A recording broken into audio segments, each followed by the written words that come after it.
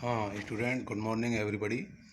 Today we are going to discuss the force between the two parallel infinitely long current carrying wire. ये topic पहले रह गया था, मुझे कल ध्यान आया ये लेना है। इसमें कुछ फॉर्मूले आपको पुराने एक दो यूज करने पड़ेंगे। Force between the two parallel infinitely long current carrying conductors. इसमें दो infinitely long current carrying conductor हैं A B and C D. इसमें I1 करंट फ्लो हो रहा है, इसमें I2 फ्लो हो रहा है।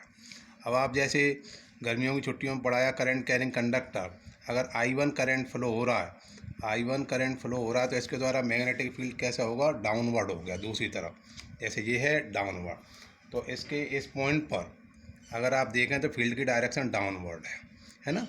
और इसमें मान लो कोई दूसरा कंडक्टर रखा है, तो इस वायर की फील्ड के द्वारा जो डाउनवर्ड है करंट कैरिंग कंडक्टर दूसरा रखा हुआ, तो उस पर कितना फोर्स लगेगा। फोर्स का फॉर्मूला जानते हैं आप, ILB sin थीटा।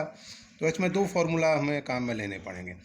इस वायर I1 के द्वारा R डिस्टेंस पर कितना मैग्नेटिक फील्ड प्रोड्यूस हो रहा है, तो आप पहले मैग्नेटिक इफेक्ट ऑफ करंट के चैप्टर में जाएंगे। B1 = μ0/2πI1/R। पिछले चैप्टर का बायो सावर्ट लॉ से आगे जो किया था, एम्पियर सर्कुलर लॉ से इसको ड्राइव किया था, 2πI1/R। ओके, अब ये फील्ड कैसा है, डाउनवर्ड, जैसे आप देख रहे हैं डाउनवर्ड राइट साइड में। अब फोर्स कितना लगेगा, करंट कैरिंग कंडक्टर इस तरह है। अब आप देखेंगे करंट कैरिंग कंडक्टर इधर है और आपका फील्ड डाउनवर्ड है, तो फ्लेमिंग के लेफ्ट हैंड रूल के अनुसार आप इसमें ऐसे ध्यान देंगे। जैसे मेरा हाथ देखिए, मैग्नेटिक फील्ड, फोर फिंगर हमेशा मैग्नेटिक फील्ड को बताती है। ये डाउनवर्ड है, करंट इसमें अपवर्ड है, तो फोर्स मेरा इधर आ रहा है ना।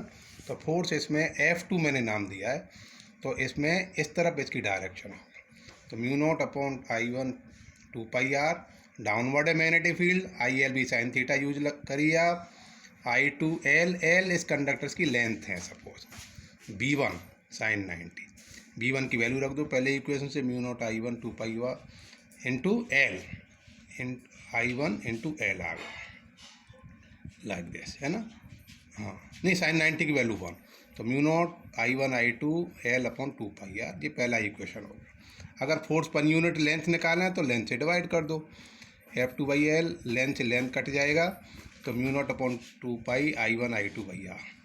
ये फोर्स किधर एक्ट करता है, AB की तरफ, AB कंडक्टर की तरफ। मैंने लिखा है यहाँ पर AB की तरफ, act toward the AB by Fleming left hand rule.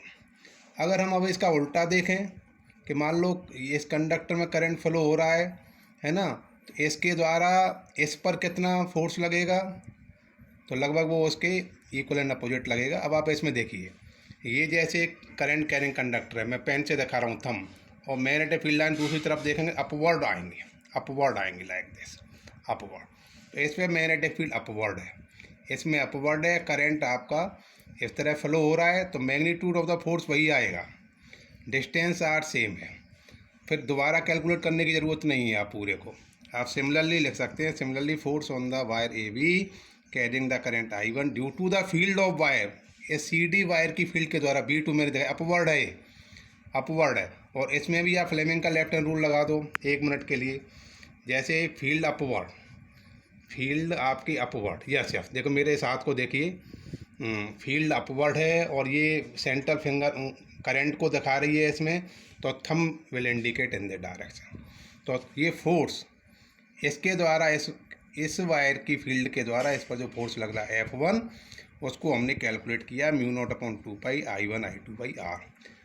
Magnitude वही दोनों का लगेगा, सेम रहेगा, लेकिन इसकी डायरेक्शन किधर होगी, F1 CD की तरफ।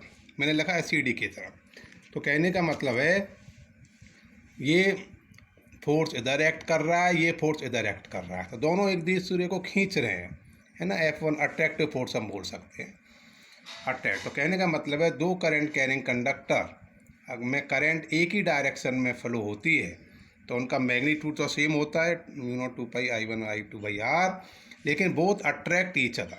दोनों एक दूसरे को क्या करते हैं, F1 इधर एक्ट कर रहा है, ये इधर कर, दोनों एक दूसरे को खींच रहे हैं, आप ऐसे बोल सकते हैं। इसका उल्टा सोच सकते हैं, इसमें करंट इधर फ्लो हो रहा है, मान लो इसमें डाउनवर्ड हो रहा है, अपोजिट डायरेक्शन में हो रहा है, तो दोनों एक दूसरे को रिपल करेंगे, रिपल करेंगे, अलग अलग फोर्स लगाएंगे, आप लेफ्ट हैंड रूल अप्लाई करके देख सकते हैं। Okay, thank